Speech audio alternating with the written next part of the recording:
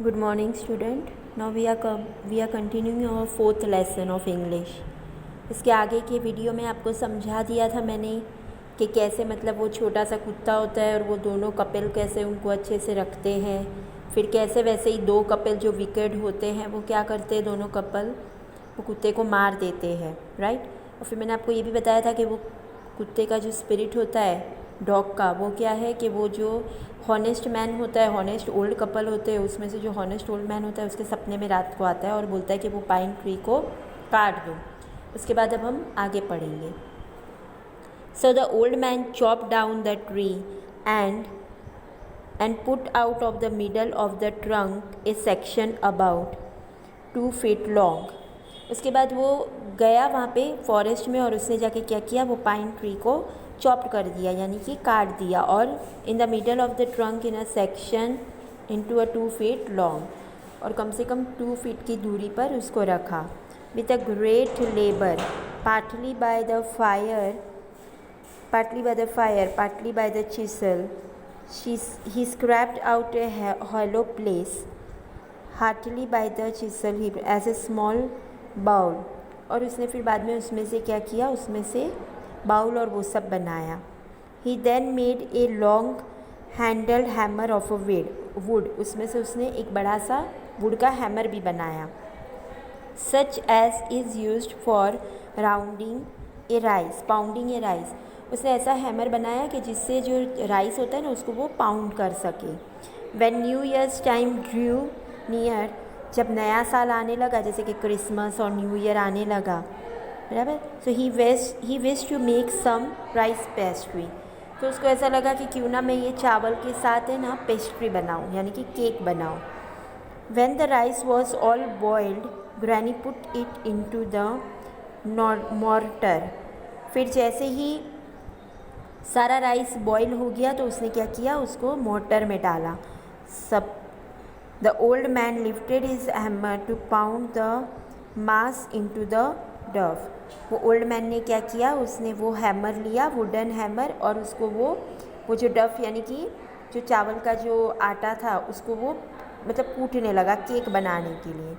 And the blow fail heavy and fast till the pastry was all ready for baking, और उसके बाद वो इतना करने लगा कि जब तक मतलब पूरा पेस्ट्री रेडी ना हो जाए बेकिंग के लिए। Suddenly the whole mass turn into a heap of a gold coin, और जब वो करने लगा ना तो अचानक से क्या हुआ कि जितना भी वो डफ था ना, जितना भी उसने बनाया था, वो सारा गोल्ड कॉइन में ट्रांसफ़र हो गया, यानी कि सोने का सिक्का बन गया। When the old woman took the hand mill and filling it with beans began to grind the gold chopped like a rain, और जब वो ओल्ड वुमन जो है वो उसने क्या किया, वो जो आटा पीसते हैं ना, चक्की ग्राइंडिंग, तो उसके अंदर उसने मील, तो उसके अंदर उसने डाला गेहूँ को। जैसे वो गेहूँ को डाल के पीसने गया उतने में तो सारा गेहूँ बारिश की तरह सोना बन के, सोना एकदम बारिश की तरह बरसने लगा।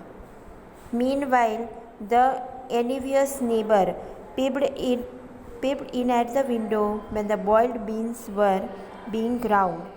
उतने में वो जो सामने वो जो नेबर था ना, जो विकेट था, वो जल्दी से उसकी खिड़की में से सब देखने लगा।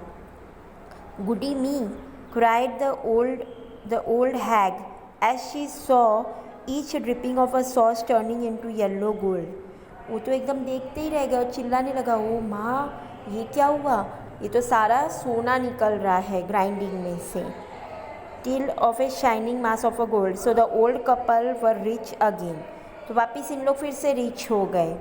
The next day the stings and the wicked neighbour came and borrowed the mortar and a magic mill, अब उन लोगों से रहा नहीं किया वो विकेड कपल से, तो वो इनके घर आए और बोलने लगे कि हमको भी आटा पीसना है, तो आपका वो ग्राइंडिंग वो चक्की और वो सब हमको दे दो ना, हम पीसेंगे। They filled it with a boiled rice and other with a bean, उन्होंने क्या किया, उसका सब ग्राइंडिंग वो लिया, उसके अंदर उन्होंने वही जैसा उन लोगों ने डाला था ना वैसे इन लोगों ने भी उसके अंदर बॉइल्ड राइस और सब डाला, बीन डाला ताकि उसको पीस सके। They filled it with the old man began to pound and the woman began to grind, और फिर से वैसे ही जैसे उन लोगों ने किया था वैसे इन लोगों ने किया, ओल्ड मैन ने, उसको पाउंड करने लगा, उसको कूटने लगा हैमर से, और वो जो है वो क्या करने लगी, वो पीसने लगी. But at the first blow and turn, the pastry and a sauce turned into the mass of a worm. Still more angry at this, they chopped the meal into the pieces to use as a firewood.